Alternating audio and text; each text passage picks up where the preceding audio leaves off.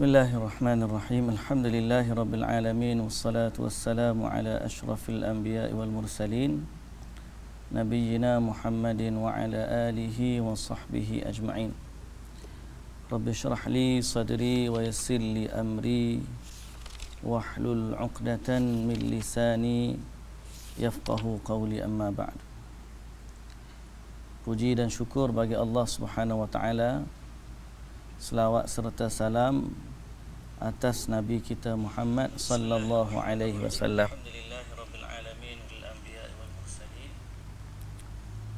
Juga atas ahli keluarga baginda, para sahabatnya dan para pengikutnya yang setia sehingga ke hari kiamat. Alhamdulillah.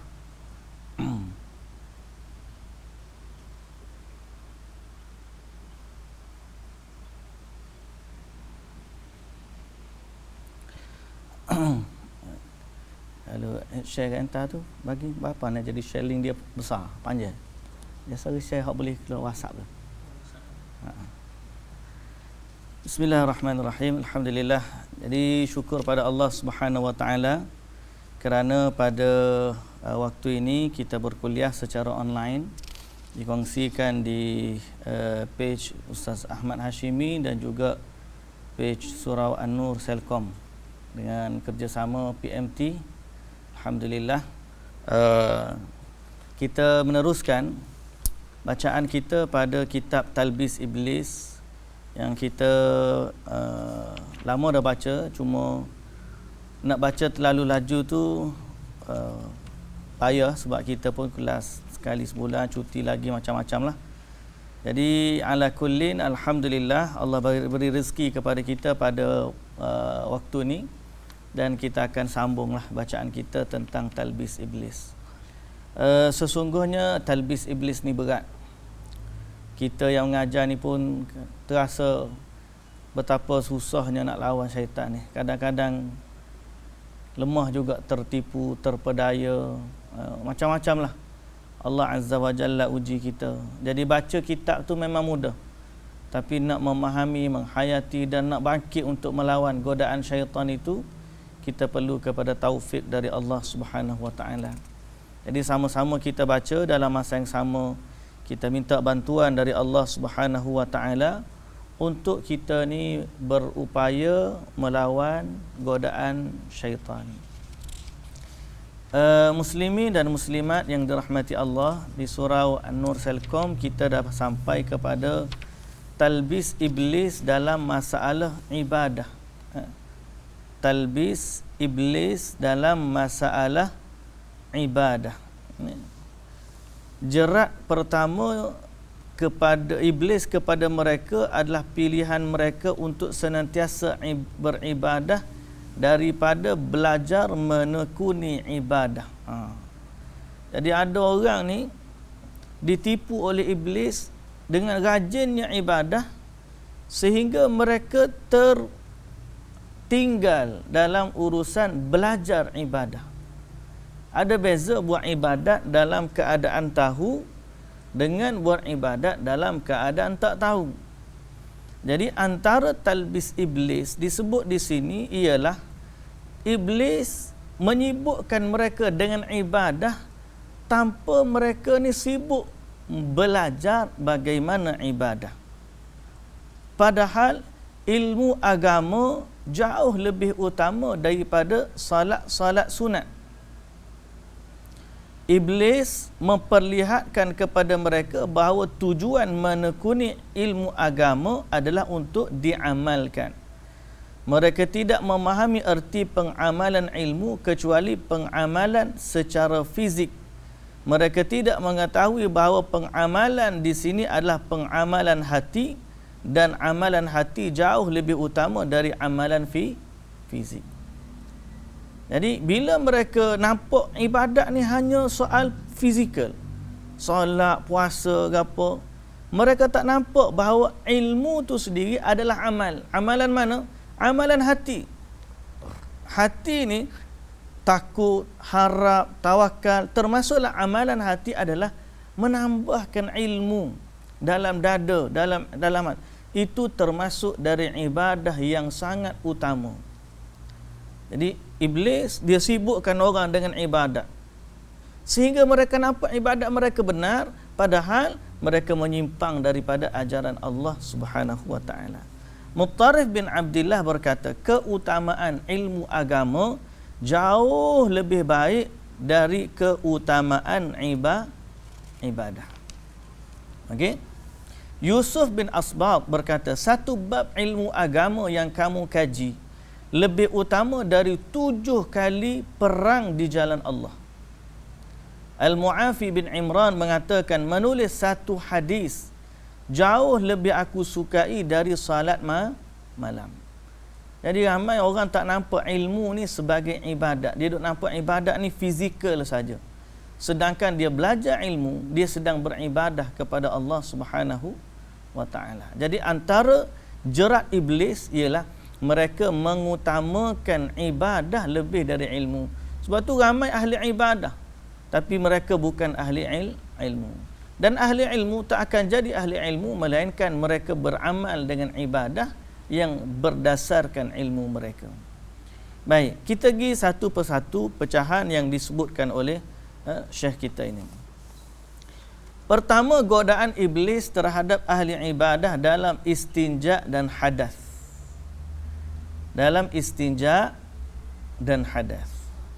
Satu, antara talbis iblis dalam istinja dan hadas. Istinja ni ibadat, kita menyucikan. Bersuci ni ibadat. Tapi mereka diperintahkan iblis antaranya duduk lama dalam tandas. Talbis tu rupanya duduk lama dalam temenu, duduk kali dalam tandas. Sehingga tentu perintah ini dapat menimbulkan penyakit perut lambung. Semestinya seseorang di dalam toilet disesuaikan dengan keperluan. Kalau betul perlu sakit perut duduk lama tak ada masalah. Tapi dia jadi lama duduk dalam tandas sehingga masa dia terbuang begitu saja. Yang lagi syok kalau dia isap rokok lagi dalam tandas.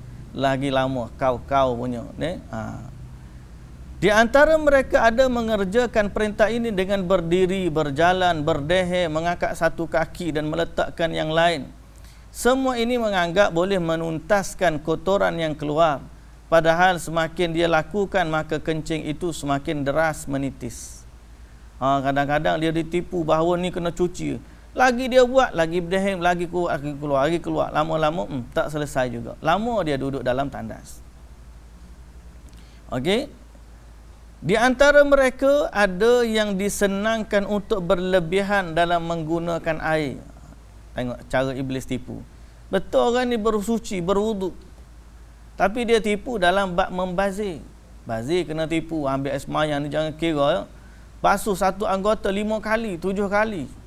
Dia punya buka paip pun kuat. Saya tengok dekat tempat ambil wuduk tu. Air yang dia ambil wuduk tu nak banding air yang terlepas keluar, lagi banyak air yang terlepas keluar.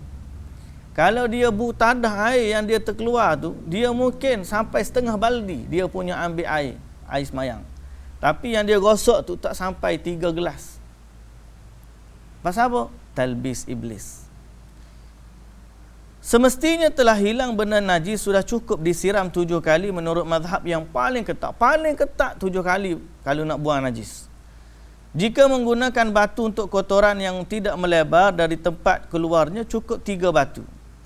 Barang siapa yang tidak puas dengan apa yang diputuskan oleh syariat, maka dia adalah mubtadi', bukan muttabi', bukan pengikut sunnah yang sejati. Baik. Itu dalam hal istinja dan juga hadas. Cucu air, basuh lagi, habis satu tandah dia bersihkan. Ni kalau tandah tu memang kotor tak apalah. Ni tandah bersih dah pun dia lama dia suruh tandah dalam tandah cuci ke ni. Padahal benda tu tidak diperlukan, melainkan syaitan nak suruh dia duduk lama-lama dalam tandas. Baik, itu pertama. Yang kedua, godaan iblis dalam hal wuduk. Dalam bab wuduk, iblis pun tipu juga. Okey? Di antara mereka ada yang digoda iblis dalam hal untuk niat. Sehingga kadang-kadang, aku ni niat wuduk ni nak hilangkan hadas ke? Ataupun sebab nak solat. Kemudian nak hilangkan hadas. dia ditipu oleh iblis dalam bab niat.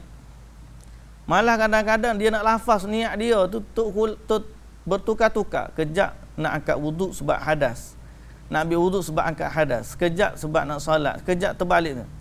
Padahal niat itu di hati bukan di lisan. Memaksakan diri untuk melafazkan niat adalah hal yang tidak berguna. Di samping tidak ada ertinya sama sekali. Okey. Di antara mereka ada yang digoda dengan menimang-nimang air wuduk. Pegang air wuduk, tengok. Sehingga kata, mana bukti air ni air suci? Sudah. Mana bukti air ni air suci? Dia nak air suci tu serupa dengan air mineral kali. Kalau air tu merah sikit, bukan air suci, bukan air mutlak ni. Air teh susu. Baru ni kalau kata pergi kat sungai, air sungai tu keruh. Boleh tak ambil wuduk? Dia kata air mutlak kan ni Ustaz, pasal dah berubah warna. Dia kalau berubah warna tu pada sifat masih lagi air orang tak panggil air teh ke, orang tak panggil air Milo ke, orang tak panggil air. Kalau dia jernih sekalipun, kalau dia air mawar, tak boleh buat wuduk pasal dia air mawar.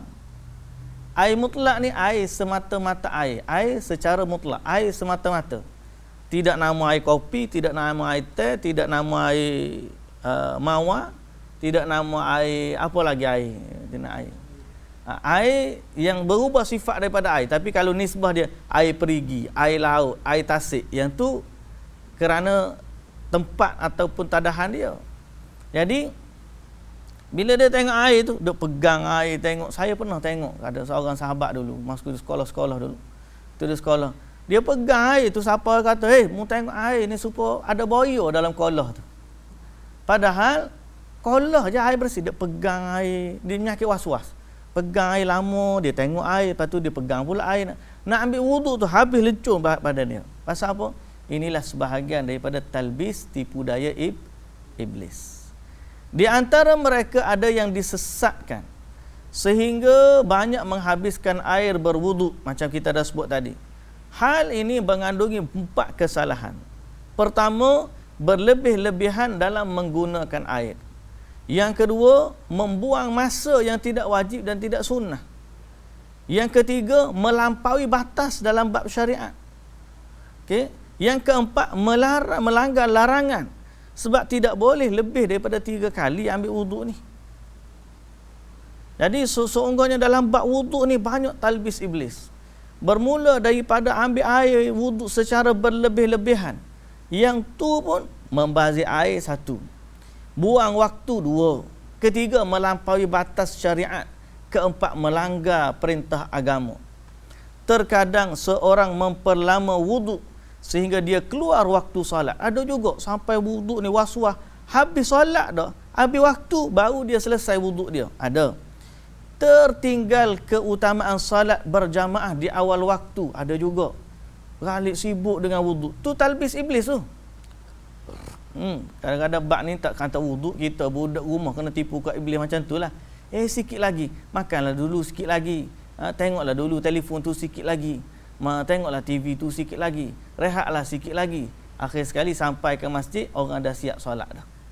Ataupun sampai tak pergi ke masjid, tertinggal solat berjamaah. Itu sebahagian daripada talbis iblis. Ya. Bisikan rayuan iblis dalam hal ini adalah kamu senantiasa dalam rangka ibadah selama wuduk. Rangkaian ibadah selama wuduk atau solatmu belum sah. Dia kata tak apa. Selama kita dah wuduk ni, kira nak solat dah ni, kita dapat pahala. Padahal kita tertinggal yang lebih utama. Okey? Dia kata andai orang itu mencerna apa yang dilakukan, kalau dia perhati elok-elok, pasti dia sedar. Okey? Bahawa sikap itu sebenarnya berlebihan. Dan dia kata aneh, ada orang berlebih-lebihan dalam soal wuduk dan solat, tapi tidak menghiraukan makan minumnya dan tidak menjaga lisannya daripada mencaci dan mencerca. Kemainlah punya jaga bab wuduk, tapi dalam bab berkata buruk tak ada lah pula dia was-was. Duk fikir 10 kali nak ucap ni, Duk fikir 10 kali. Nak ambil wuduk, padahal nak angkat air letak dekat muka je. Berpuluh kali dia tengok pegang air tu, tak pegang air tu. Tapi waktu dia kata dengan perkataan dia, tak ada, tanpa was-was. Dia maki orang tu tanpa was-was. Maki dengan penuh keyakinan. 100%. Tak pernah dia teragak-agak untuk mencaci atau mencela. Tak ada. Nampak tak? Kenapa dia? Sebab tu kalau kita tanya kan, orang was-was. Ada tak orang was-was dalam urusan maksiat? Orang was-was dalam urusan maksiat. Kalau orang tu nak minum arak, kejap letak, kejap boleh, kejap tak boleh, kejap. Ada tak? Mula-mula mungkin gitulah, tapi bila dah tegak tu, dia bantai, tak ada was-was dah. Orang nak curi, takut mula-mula, lepas curi takut, tak ada dah. Maksiat ni tanpa was-was. Tapi dalam ibadat, ramai pula was-wasnya. Nak solat, duk tahiyat tu pun lama nak boleh habis tahiyat tu. Pasal apa? Itulah dia talbis iblis. Was-was tu benda bukan baik. Was-was tu gangguan syaitan. Nak rosakkan ibadah. Jadi siapa yang terganggu dalam bab wudu, kena cepat-cepat berlindung kepada Allah dan serahkan urusan tu kepada Allah. Kita buat yang terbaik, kemudian ikut syariat. Kalau Nabi kata basuh 3 kali, basuh 3 kali dah. Katakan dia dah. Dalam sebuah hadis yang diriwayatkan dari Amr bin Al-As bahawa pada satu kesempatan Rasulullah sallallahu alaihi wasallam bertemu dengan Sa'ad yang sedang berwudu. Lalu baginda bersabda, "Mengapa engkau berlebih-lebihan wahai Sa'ad?" Sa'ad bertanya, "Apakah dalam wudu juga ada sikap berlebih-lebihan?"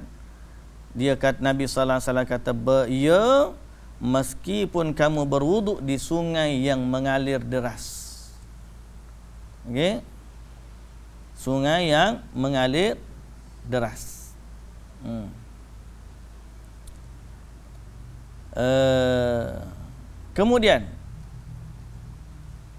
Kemudian diriwayatkan dari Abu Na'amah bahawa Abdullah bin Mughaffal mendengar anaknya berdoa, "Ya Allah, sesungguhnya aku memohon kepadamu syurga Firdaus. Aku mohon kepadamu istana putih di sisi kanan syurga jika aku masuk syurga kelak." Jadi Abdullah kata, mintalah syurga dan berlindunglah kepada Allah dari siksa neraka. Sesungguhnya aku mendengar Rasulullah sallallahu alaihi wasallam bersabda, "Sayakunu fi hadhil ummah qaumun ya'taduna fid du'a wat tuhur." Dia kata minta syurga je lah. Jangan duk sebut siapa-apa ikat. Minta syurga, istana putih dekat belah kanan syurga. Kalau aku nak masuk syurga. Kenapa kita nak minta spesifik macam tu? Kita tahu dak lebih kanan tu macam mana. Minta dengan Allah masuk syurga. Selamat daripada neraka. Okey dah. Pasal Nabi kata akan datang satu kaum melampaui batas dalam urusan doa. Tadilah. Dan juga dalam urusan bersuci. Okey. Abul Wafa Ibnu Aqil berkata, sesungguhnya sesuatu yang paling berharga bagi orang yang berakal adalah waktu. Paling berharga bagi orang yang berakal adalah waktu. Tidak ada keterangan sedikit pun bahawa Rasulullah sallallahu alaihi wasallam banyak membuang waktu, membuang air untuk melaksanakan satu ibadah. Okey. Jadi dalam bab wudu, hati-hati. Dalam bab hadas, hati-hati. Hadas kadang-kadang duduk lama dalam tandas. Kadang-kadang guna air berlebih-lebihan. Kadang-kadang macam-macam taktik sehingga dia rasa masih lagi tak lawas kencing dia. Semua tu talbis iblis. Dalam bab wudu, berlebih-lebihan dalam berwudu. Okey? Kemudian membuang waktu dalam berwudu. Kemudian dia melampaui batas dalam bab berwudu. Okey? Sehingga akhirnya banyak masa dihabiskan dalam perkara yang tidak disyariatkan. Baik, kita pergi kepada masalah ibadah yang seterusnya. Ibadah yang seterusnya adalah azan. Azan ni termasuk di antara talbis iblis adalah melagu-lagukan azan. Melagukan azan dimakruhkan dengan sangat keras oleh Imam Malik bin Anas dan ulama lainnya, kerana melagukan azan dapat mengeluarkan azan itu sendiri dari suasana ta'zim, pengagungan Allah dan panggilan salat. Mengurangkan, mengeluarkan azan daripada suasana mengagungkan Allah. Bukan kata ni lagu yang melampau lah, lagu sampai pekat. Lagu tu lebih utama daripada panggilan azan. Syahadah la asyhadu an la ilaha illallah. Boleh, tapi dia kadang-kadang sampai peringkat kita nak ikut pun tak erti, melampau dalam mendayu sehingga natijah daripada mengagungkan Allah pada panggilan tu hilang. Yang tu talbis. Okey. Kemudian godaan iblis juga dia campur pula. Dia modify azan tu. Antara kejut orang tidur, bangun. Allahu akbar. Ada ke gitu? Dia kejut orang dulu nak tidur tu. Bangun. Contohnya. Lepas tu dia pun membaca tasbih. Subhanallah walhamdulillah wa la ilaha illallah wallahu akbar wa la hawla wa la quwwata illa billah. Allahumma salli ala Muhammadin wa ala ali Muhammad kama Allahumma salli ala Muhammad wa ala alihi wa sahbihi ajma'in ya karim.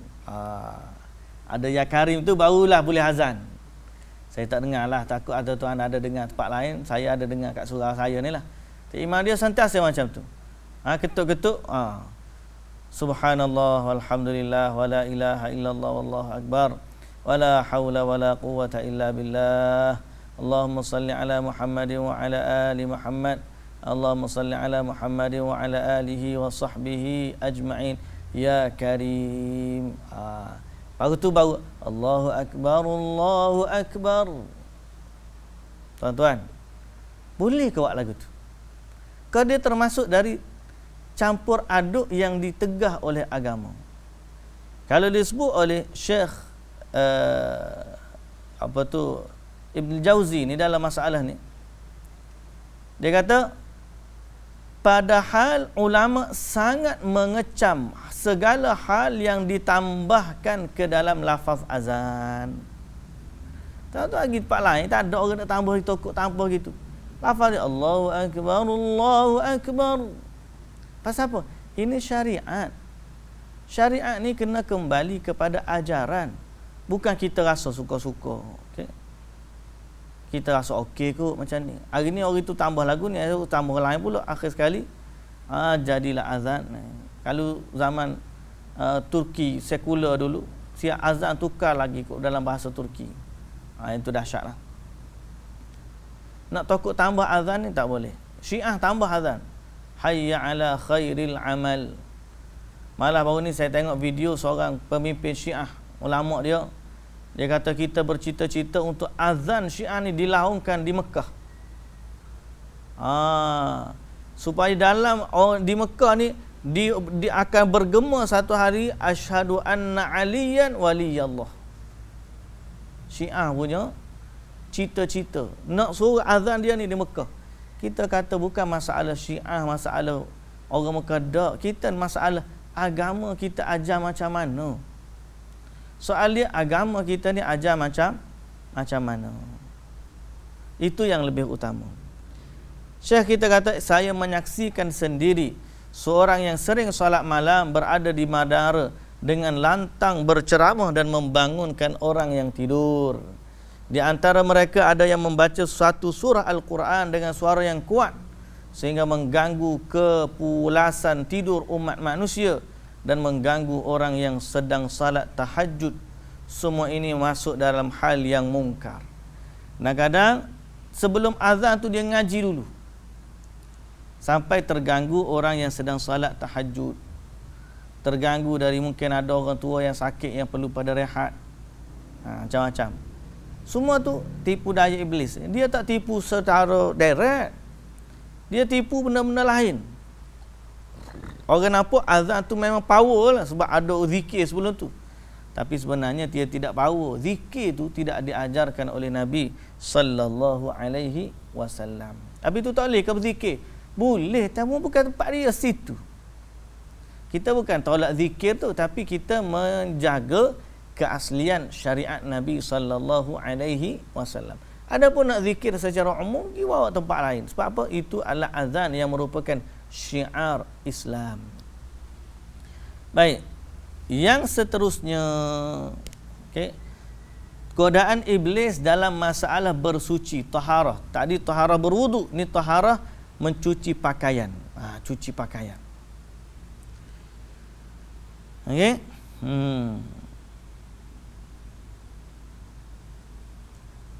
Bahkan dia kata dalam hal pakaian menutup aurat ketika salat, sebahagian daripada mereka mencuci baju yang suci berkali-kali. Kemai punya cuci. Nak suruh terlebih cuci. Bahkan jika ada orang sentuh je baju tu, dia akan basuh dia balik. Orang jenis lagu ni tak boleh beli baju bandel lah. Tak boleh beli baju bandel. Baju bandel ni bukan orang pakai dah, dia tak boleh. Ada juga jenis lagu tu. Di antara mereka mesti cuci pakaiannya di sungai Tigris. Dan menyuci di rumah tidak dapat kelebihan. Tak ada faedah.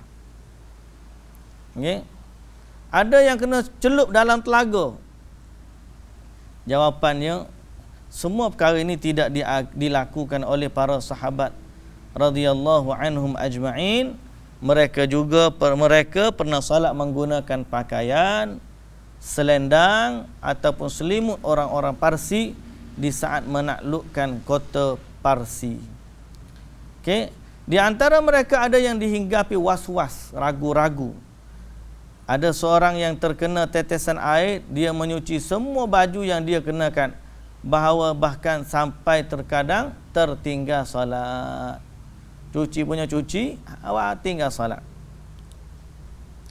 Ada di antara mereka yang meninggalkan solat berjamaah lantaran gerimis turun. Dia takut pakaiannya terkena percikan lumpur jalan. Ya, kali dia tinggal lah. Macam inilah. Kita kadang-kadang minum air tangan kiri, takut kotor gelas kita. Tak rasa talbis ke? Sanggup minum air tangan kiri sebab tak nak bagi kotor gelas bekas tangan kanan.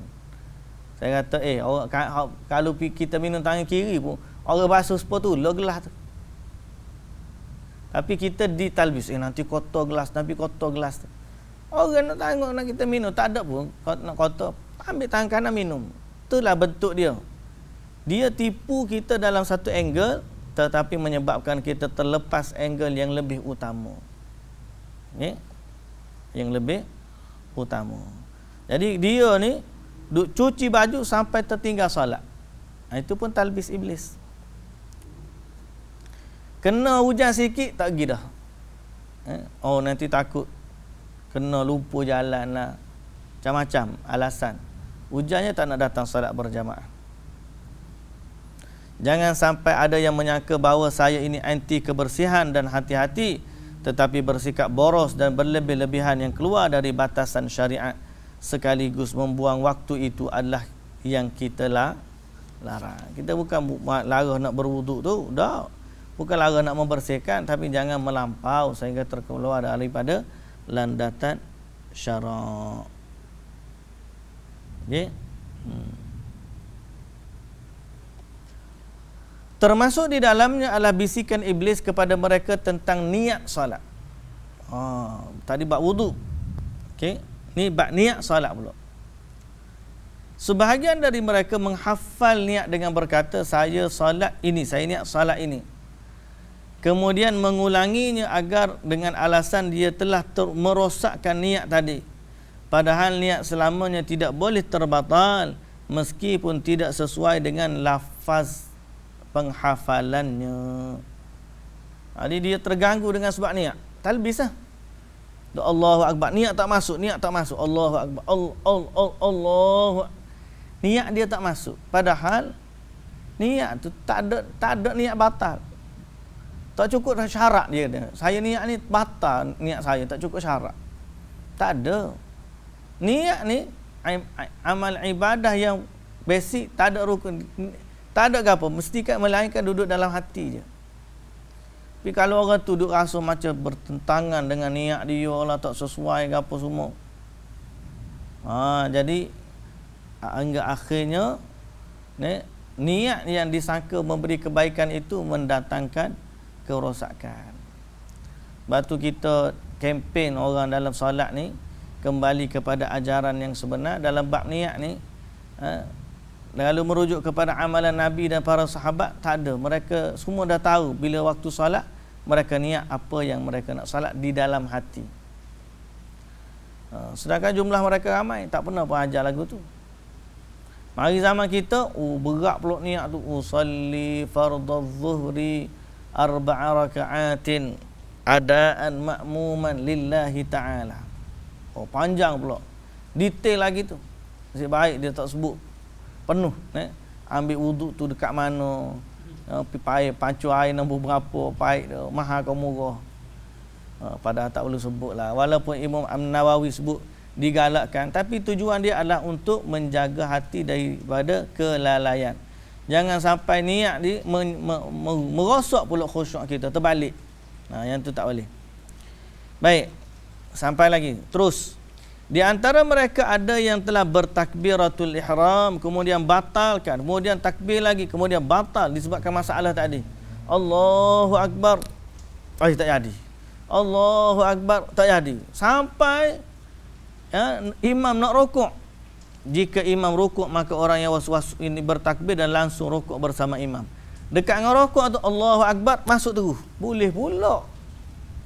Rupanya iblis tipu dia tadi supaya dia tak dapat kelebihan takbir bersama imam.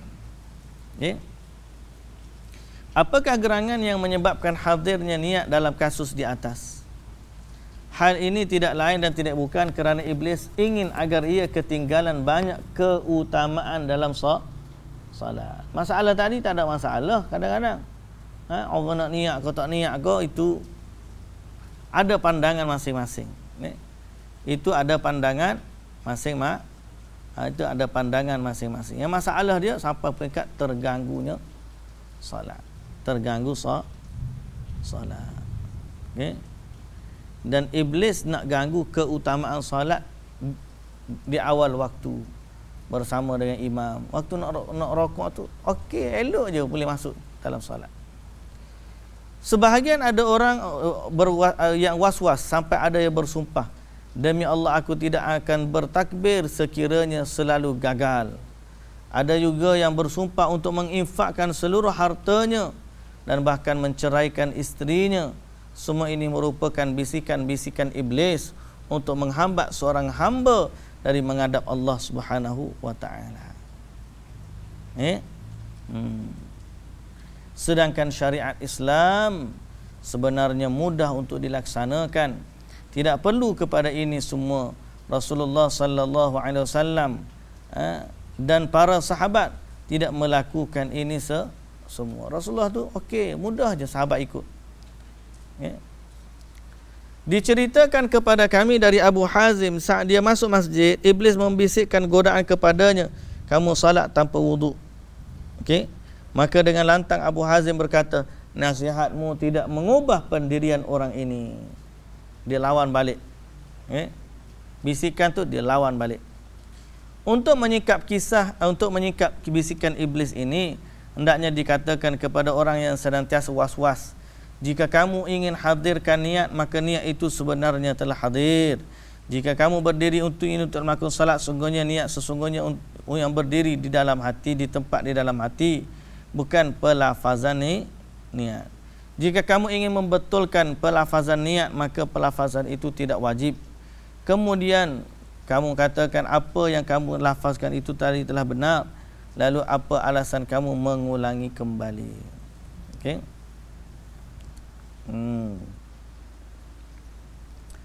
Dia supa orang kata sampai peringkat macam ni lah. Jenis wajib tak wajib, bisikan terwas-was tak was-was ni. Sebahagian guru-guruku bercerita kepadaku satu cerita yang sangat menggelikan hati dari Ibnu Aqil. Dia kata ada seorang lelaki yang bertemu dengan dia. Lelaki itu berkata, sesungguhnya aku basuh kau tu wuduk, Tapi hati aku kata, tak basuh lagi. Hati kata tak basuh lagi, padahal dia basuh dah. Aku belum bertakbir, nak buat macam mana? Okay. Ibnu Aqil kata, kalau gitu tak payah solat teruslah. Pasal kamu tak wajib dah solat. Gimana pula dia kata tak wajib solat? Dia kata apa? Pasal Nabi kata, catatan amalan itu qalam diangkat dari orang yang gila sampai dia sedar. Orang tu telah bertakbir, dia kata saya belum bertakbir. Gila lah lagu tu. Mu dah ambil wuduk, mu kata belum berwuduk. Bukan sebab lupa, sebab tahu basuh dah tangan tapi macam tak basuh. Takbir dah tapi rasa tak takbir. Dia kata orang gila, tak wajib solat, pakai tak solat terus. Ketahuilah bahawa penyebab utama was-was dalam niat adalah kebebalan yang melampau dan bodoh terhadap syariat. Sebagai ilustrasinya, seorang yang kedatangan orang alim, kemudian dia berdiri untuk memberi hormat dan berkata, aku niat berdiri sebagai penghormatan kepada seorang alim ini dengan menghadapkan segenap wajahku. Tentu terdapat kecacatan pada akalnya, kerana niat itu seperti ini sudah ada dalam hatinya sejak dia pertama kali melihat orang alim tersebut. Jadi sebagai analogi nak semua nampak kenapa lafaz niat ni tidak perlu. Dia kata kalau tiba-tiba ada orang lain, orang alim mari tempat kita, kemudian kita pergi layan dengan dia, kita berdiri kepada dia, kita kata sesungguhnya aku berdiri sebagai penghormatan terhadap orang alim yang datang ini. Kalau orang tu kata macam tu depan orang alim yang datang tu, kita kata apa? Orang ini terencak akal ni. Setiap kali nak menghadap orang tu, saya menghadap awak ni kerana Allah Ta'ala. Padahal kita tak perlu kata pun laju tu. Kita hanya niat di dalam hati. Okay. Niat seseorang untuk melakukan salat fardu merupakan hal yang tergambar di dalam hati pada waktu yang tidak lama. Kerana yang membuat lama adalah merangkai kata-katanya. Sementara kata-kata niat sendiri tidak wajib. Jadi was-was dalam niat hanyalah kebodohan semata-mata. Okay? Seorang yang hatinya was-was semasa saat niat senantiasa memaksakan diri untuk menghadirkan hati, jenis salat dan macamnya, juga waktu kedudukannya fardu ataupun sunat, dalam satu waktu lengkap dengan kata-kata seraya menghadirkan seluruh makna kata-kata tersebut. Tentu hal ini mustahil. Andai kata dia memaksakan dirinya untuk itu semua sambil berdiri dengan menghormati orang lain, orang alim, demi menghormati seorang alim, tentu dia tidak akan mampu melaksanakannya. Okey. Kemudian, jadi dalam bab masalah niat ada juga talbis iblis. Okey. Talbis iblis. Dan payah nak suruh niat masuk waktu takbir. Kita kepala duduk mikir takbir, hati dengan Allahu Akbar. Panjang. Terganggu salat. Terganggu salat. Jadi ini sebahagian daripada talbis iblis. Dalam solat pula, tadi baru nak niat solat, dalam solat pun ada was-was juga. Okay? Seperti duk ganggu dalam bab bilangan rakaat.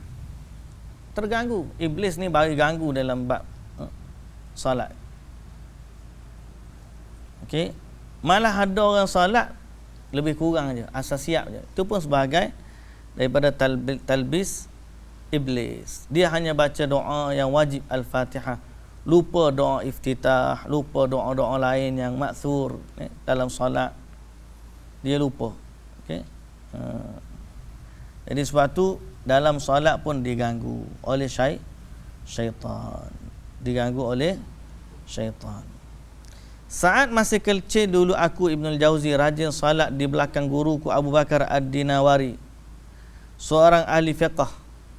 Pada kesempatan aku melihat beliau melakukan hal ini, maka beliau berkata, wahai anakku, sesungguhnya para ulama fiqh berbeza pandangan tentang wajibnya membaca Al-Fatihah saat menjadi makmum, tetapi mereka sepakat dengan bahawa doa iftitah hukumnya sunat. Maka konsentrasilah dengan hal yang wajib dan tinggalkanlah yang sunat. Okey, ini pun sebahagian daripada talbis, sehingga dia hanya buat yang perlu wajib, secara lain yang sewajib semayang je. Itu juga sebahagian daripada talbis iblis. Banyak dah kita ambil beberapa amalan yang ni, okey, dalam bab talbis iblis ni, dalam bab ibadat kepada Allah Subhanahu wa taala. Ada talbis dalam meninggalkan hal sunat. Macam tadi kita kata dalam bab solat banyak benda sunat, dia hanya fokus bab solat tu wajib, selesaikan yang wajib, tinggalkan yang sunat. Akhirnya mereka tertinggal beberapa perkara yang utama dalam agama, hanya kerana mereka anggap sunat itu bukannya wajib. Dia meremehkan urusan sunat. Okey. Dan sebab itu dalam banyak hal dalam ibadat mereka tinggalkan yang sunat ni.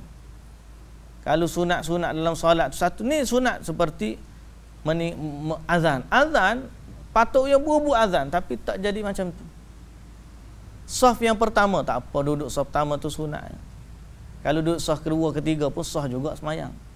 Saf pertama tu Nabi kata kalau dia tahu apa yang ada dalam azan dan juga saf yang pertama, nescaya dia tidak dapat dan dia tidak dapat melainkan dengan mengundi, nescaya dia akan mengundi untuk ambil giliran nak duduk saf yang pertama tu. Okey, jadi ni keutamaan. Tapi banyak orang ditipu oleh syaitan. Kosong saf pertama dia siap tolak orang lagi. Silalah kamu naiklah, aku nak duduk belakang. Itu talbis lah tu. Apa lagi kalau tidak talbis, tipu daya iblis. Dia anggap mendahulukan orang masuk saf depan tu dia dapat pahala lebih. Tidak.